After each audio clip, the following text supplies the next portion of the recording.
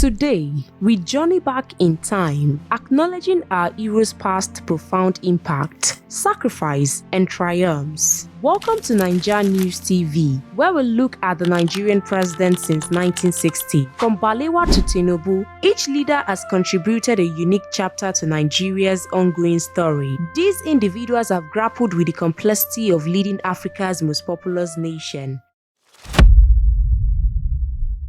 Sir Abubakar Tafawa Balewa was Nigeria's first prime minister, serving from 1960 until his untimely death in 1966. Balewa's humble and soft-spoken leadership coincided with Nigeria's formative years as an independent nation. His time in office from October 1960 to January 1966 was marked by efforts to unite Nigeria's varied ethnic groups and establish the country as a regional powerhouse in Africa.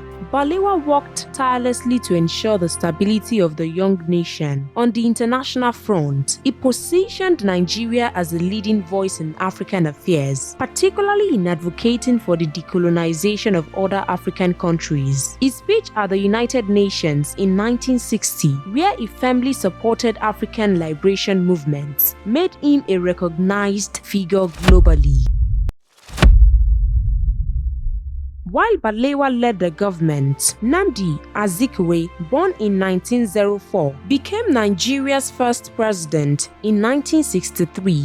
Dr. Nnamdi Azikiwe, often called Zik, was an Igbo Christian from Anambra State and was one of Nigeria's foremost nationalist leaders. Azikiwe was instrumental in fighting for Nigeria's independence. He was a staunch advocate for the unity of the African continent. His dream was to see a united Africa, free from colonialism, and his work earned him respect across the continent. His presidency ended with the first military coup in Nigeria in 1966.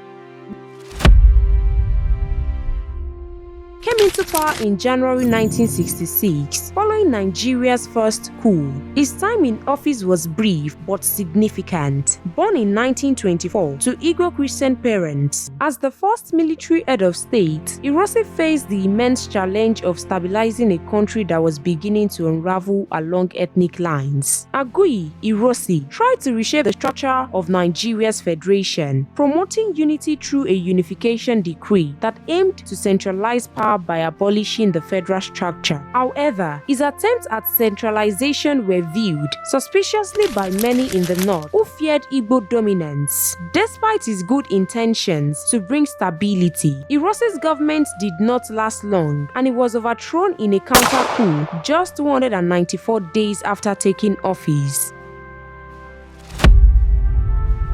Yakubu Gowon was one of the youngest leaders to ever rule Nigeria. At just 31 years old, took over during one of the most challenging periods in the nation's history, the Nigerian Civil War. Born in 1934, Gowon, a military officer with little political experience, found himself in the position of leading a deeply divided country. Under his leadership, Nigeria navigated the devastating civil war, which resulted from the secessionist movement led by Biafra. Despite the tragedy of the war, Gowon is remembered for his policy of no victor, no vanquish, following Biafra's surrender.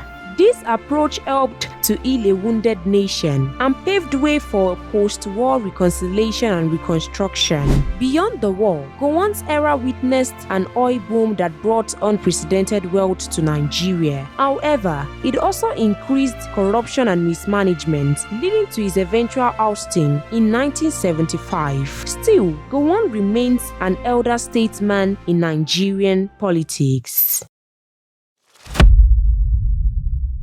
Muritala Muhammad's time as head of state was brief but impactful. A bold and visionary leader, Muhammad took office in July 1975 with a clear agenda to reform Nigeria's government and society. Born in 1938 in Kano to a Muslim family, Muritala's short reign is remembered for his anti-corruption drive and efforts to make the government more efficient. He initiated the move to shift Nigeria's capital from Lagos to Abuja, a decision aimed at reducing ethnic tensions and creating a more neutral center of governance. Muhammad's assassination in 1976 cut short a period of rapid reform, leaving Nigerians to wonder what might have been.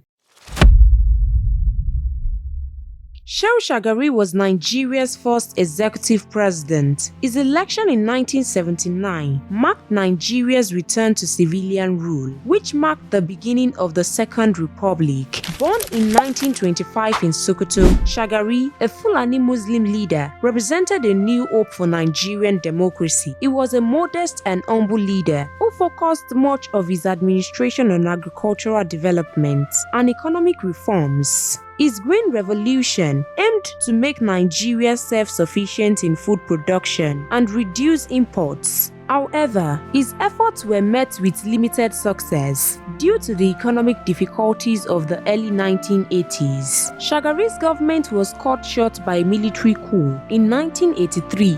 Nevertheless, his presidency represented a crucial moment in Nigeria's post-independence history, highlighting the governance challenges in a country as large and diverse as Nigeria. Ibrahim Babangida, known as IBB, took over in 1985 and is remembered for his economic restructuring efforts. Born in 1941 in Minna, Babangida introduced the Structural Adjustment Program, which sought to liberalize the Nigerian economy and open it up to the global markets. His Structural Adjustment Program, SAP, was aimed at liberalizing Nigeria's economy, reducing state control, and encouraging private enterprise. Though the SAP was controversial due to the austerity measures it brought, it opened Nigeria up to global markets. Babangida's tenure, however, was also marred by political instability, culminating in the annulment of 1993 elections, a decision that would haunt Nigerian politics for years to come.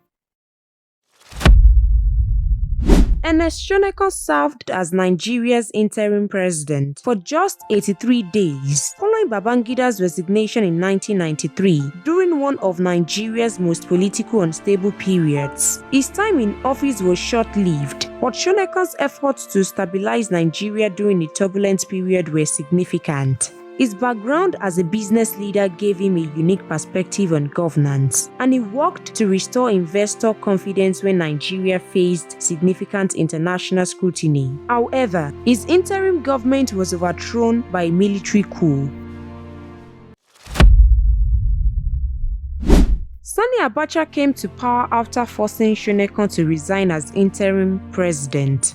Born in 1943 in Kano, he rushed through the military rank to finally become the military ruler. His rule was marked by both significant infrastructural development and widespread repression. Abacha's government invested heavily in Nigeria's infrastructure, using the country's oil wealth to fund large-scale projects, including building new roads, hospitals, and schools. While his domestic policies drew sharp criticisms for human rights abuses and political repression, however, internationally, Abacha positioned Nigeria as dominant power in West Africa, mainly through his interventionist policies in Sierra Leone and Liberia. Upon the death of General Sani Abacha, Abdulsalami emerges as the new military head of state. Although, unlike other head of state that had ruled Nigeria, Abdulsalami Abubakar is best remembered for overseeing Nigeria's transition from military to civilian rule in less than a year after he took power. Born in Minna, Niger State, Abdulsalami belongs to the Hausa tribe. He took office in 1998 after Abacha's death and quickly set in motion plans for democratic elections. His swift action to hand over power won him widespread respect in Nigeria and abroad, as he helped stabilize a country under military rule for decades. Abubakar's leadership during this period was crucial in setting the stage for the Fourth Republic, which continues to this day. Olusegun Obasanjo is one of Nigeria's most prominent political figures, serving as a military ruler and a civilian president. Born in 1937 in Ogun State, Obasanjo first took power in 1976, following Muritala Muhammad's assassination. He oversaw Nigeria's transition to civilian rule in 1979, becoming the first military leader in Nigeria, and indeed Africa, to willingly hand over power to a democratically elected government. His military regime laid the groundwork for democracy, an unusual move among African leaders of the time, which earned him respect on the global stage. 2 decades later, he returned as a civilian president from 1999 to 2007. After Nigeria's return to democracy, he became the first military leader in Africa to do so successfully. During his civilian presidency, Obasanjo focused on economic reforms, including reducing Nigeria's foreign debts, liberalizing the economy, and securing investments. Obasanjo's leadership played a crucial role in re-establishing Nigeria as a regional powerhouse in West Africa, with Nigerian troops participating in peacekeeping missions in Sierra Leone and in Liberia, thereby enhancing Nigeria's international profile as a stabilizing regional power. Umar Musa Yar'Adua came into office after the end of Obasanjo's tenure as a civilian president, with a vision of reform and adherence to the rule of law. Yar'Adua's presidency from 2007 to 2010 was marked by his sincere commitment to democratic values and significant reforms. Born in 1951 in Katsina, Yar'Adua was a devout Muslim who brought a contemplative style to the presidency, reflected in his 7-point agenda that aimed to address crucial areas such as energy sufficiency, education, and healthcare. His most noted accomplishment was perhaps the Niger Delta Amnesty Program, which significantly reduced the militant activities in the oil-rich region. Yar'Adua's leadership was prematurely altered by his illness and subsequent death in 2010. However, his adherence to the rule of law and his efforts to make governance more transparent was a breath of fresh air in Nigerian politics and left a lasting impression on governance standards. Goodluck Jonathan's rise to the presidency was as unexpected as historic. Born in 1957 in Bayelsa, Jonathan, an Ijaw man, became president in 2010, following his predecessor's death, and won a full term in 2011. Goodluck Jonathan's rise to power was unplanned, yet he led Nigeria through crucial years. He assumed the presidency under circumstances that tested his leadership. Initially serving as vice president, he was thrust into the role of president following Yar'Adua's death. His administration focused on modernizing Nigeria's infrastructure and investing heavily in education and renewable energy. Jonathan's tenure also saw Nigeria become Africa's largest economy after significantly rebasing its GDP in 2014. However, his presidency faced challenges, including persistent issues with corruption and the escalating violence from Boko Haram. Despite these difficulties, Jonathan is widely praised for conceding defeat in the 2015 elections, demonstrating a commitment to democracy rarely seen in Nigeria's history. Muhammadu Buhari first came to power through a military coup in 1983, as a military ruler positioning himself as a no-nonsense disciplinarian keen on rooting out corruption.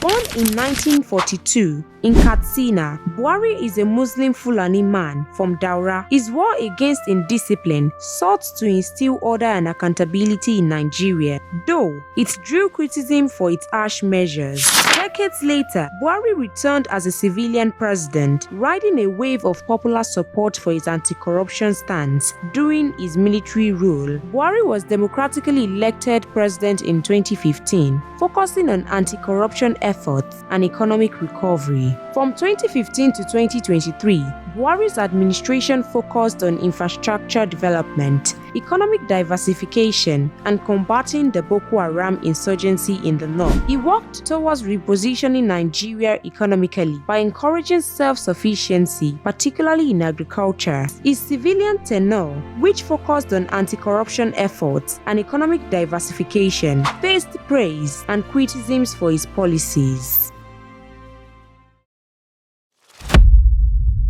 Known as the godfather of Lagos, the current chapter of Nigeria's leadership story is about Bola Ahmed Tinubu, born in 1952 in Lagos. As a Yoruba Muslim activist turned politician, he was instrumental in the fight for Nigerian democracy. Tinubu was actively involved in opposing military dictatorship and was part of efforts that eventually led to the restoration of democracy in Nigeria in 1999. Bola Tinubu took office in 2023 after a long and influential career in Nigerian politics, particularly as the governor of Lagos State. His early days in office have been marked by ambitious economic reforms, including controversial decisions like removing fuel subsidies to revitalize the economy. Tinubu's presidency is expected to focus on financial innovation and infrastructural development, continuing his legacy from his time as governor, when he significantly transformed the economic landscape of Lagos.